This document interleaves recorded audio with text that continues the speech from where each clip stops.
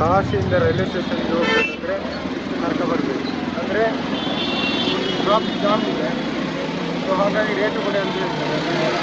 50 ರೂಪಾಯಿ ಹೇಳ್ತಿದ್ದಾರೆ. ಇರೋದು ಗಾಡಿ 1 ಕಿಲೋಮೀಟರ್.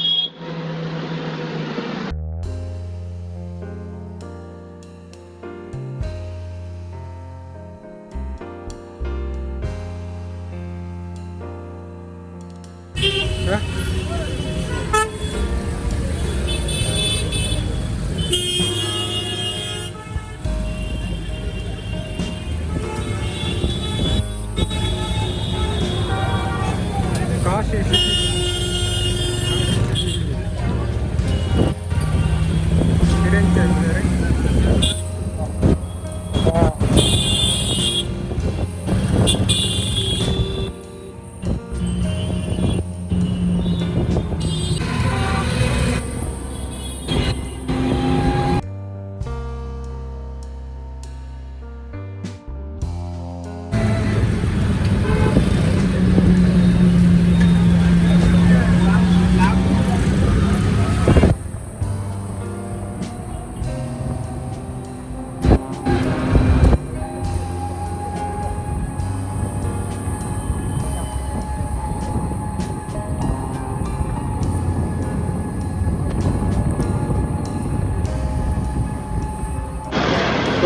ಕಾಶಿಯ ದರ್ಶನ ಎಲ್ಲ ಮುಗಿಸಿ ಇವಾಗ ಪ್ರಯಾಗ್ರಾಜ್ಗೆ ನಾವು ಹೋಗ್ತಾ ಇದ್ದೇವೆ. ಅಂದರೆ ನಾಳೆ 26 ಪ್ರಯಾಗ್ರಾಜ್ನಲ್ಲಿ ಮಹಾಶಿವರಾತ್ರಿ ವಿಶೇಷವಾಗಿ ನಾಳೆಗೆ ಕುಂಭಮೇಳ ಕೂಡ ಮುಗಿತದೆ. ಅಂದರೆ ಒಂದು ಲಾಸ್ಟ್ ದಿವಸ ನಾವಲ್ಲಿ ಸ್ನಾನ ಮಾಡಿದರೆ ಅಂದರೆ ಅದರಲ್ಲಿ ಒಂದು ಪ್ರತಿಫಲ ಜಾಸ್ತಿ ಇರ್ತದೆ ಅಂತ ಹೇಳ್ತಾರೆ.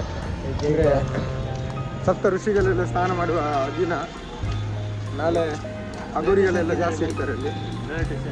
ಸೊ ಹಾಗಾಗಿ ನಾಳೆ ನಾವು ಕುಂಭಮೇಳದಲ್ಲಿ ಸ್ನಾನ ಮಾಡಿ ಮತ್ತು ಅಲ್ಲಿಂದ ಉಜ್ಜಯಿನಿ ಹೋಗೋ ಪ್ಲ್ಯಾನ್ ಇದೆ. ಸೊ ಇವಾಗ ನಾವು ಕಾಶಿಯಿಂದ ಕಾಶಿ ರೈಲ್ವೆ ಸ್ಟೇಷನ್ ಜಂಕ್ಷನ್ಗೆ ನಡೀತಾ ಹೋಗ್ತಿದ್ದೇವೆ ಬೈ ವಾಕಲ್ಲಿ. ರಿಕ್ಷಾದಲ್ಲಿ ಬಂದೆವು. ರಿಕ್ಷಾದಿಂದ ಒಂದು 1 ಕಿಲೋಮೀಟ್ರ್ ರೈಲ್ವೆ ಸ್ಟೇಷನ್ನಿಂದ ನಾವು ಮುಂದೆ ನಿಲ್ತೇವೆ. ಯಾಕಂದರೆ ಅಲ್ಲಿಗೆ ರಿಕ್ಷಾ ಅಲೋ ಇಲ್ಲ ಅಂತೆ. ಅಂದರೆ ಇವಾಗ ಕುಂಭಮೇಳದ ಜನ ಜಾಸ್ತಿ ಇರೋ ಕಾರಣ ಟ್ರಾಫಿಕ್ ಜಾಮ್ ಜಾಸ್ತಿ ಇರ್ತದೆ. ಸೊ ಹಾಗಾಗಿ ರಿಕ್ಷಾ ಯಾವುದೇ ಗಾಡಿ ಅಲೋ ಇಲ್ಲ. ಅಂದರೆ ಟ್ರಾಫಿಕ್ ಜಾಮ್ ಇರುವಾಗ ಅಲೋ ಇಲ್ಲ, ಬಾಕಿ ಟೈಮಲ್ಲಿ ಅಲೋ ಇರ್ತದೆ. ಸೊ ಹಾಗಾಗಿ ಬೈ ವಾಕ್ ಹೋಗ್ತಾ ಇದ್ದೇವೆ. ಸೊ ರೈಲಲ್ಲಿ ಕೂಡ ಫುಲ್ ರಶ್ ಇದೆ. ಅಂದರೆ ನಾವು ಮೊನ್ನೆ ಬಂದಿರೋದು 3 ಡೇಸ್ ನಾವು ಕೂತಿದ್ದೇವೆ. ಸೊ ಇವಾಗ ನಾವು ಇಲ್ಲಿಂದ ಪ್ರಯಾಗ್ರಾಜಿಗೆ ಹೋಗಬೇಕಾಗ್ತದೆ. ಸೊ ಹೋಗಬೇಕಂದ್ರೆ ಜನರಲ್ಲೆಲ್ಲ ಹೋಗ್ತೀವಿ. ಯಾಕಂದರೆ ಬುಕ್ಕಿಂಗ್ ಯಾವುದು ಇಲ್ಲ, ಆಲ್ರೆಡಿ ಎಲ್ಲ ಬುಕ್ ಆಗಿರ್ತದೆ. ಫುಲ್ ಟಫ್ ಇರ್ತದೆ. ಬಟ್ ನೋಡೋಣ, ಈಗ ರೈಲ್ವೆ ಸ್ಟೇಷನ್ಗೆ ಹೋಗಿ ನೋಡಬೇಕು.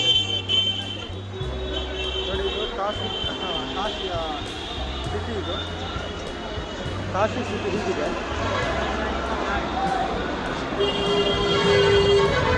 ಫುಲ್ಲು ಟ್ರಾಫಿಕ್ ಇದೆ. ಕುಂಭಮೇಳದಿಂದಾಗಿ ಫುಲ್ಲು ಟ್ರಾಫಿಕ್ ಇದೆ.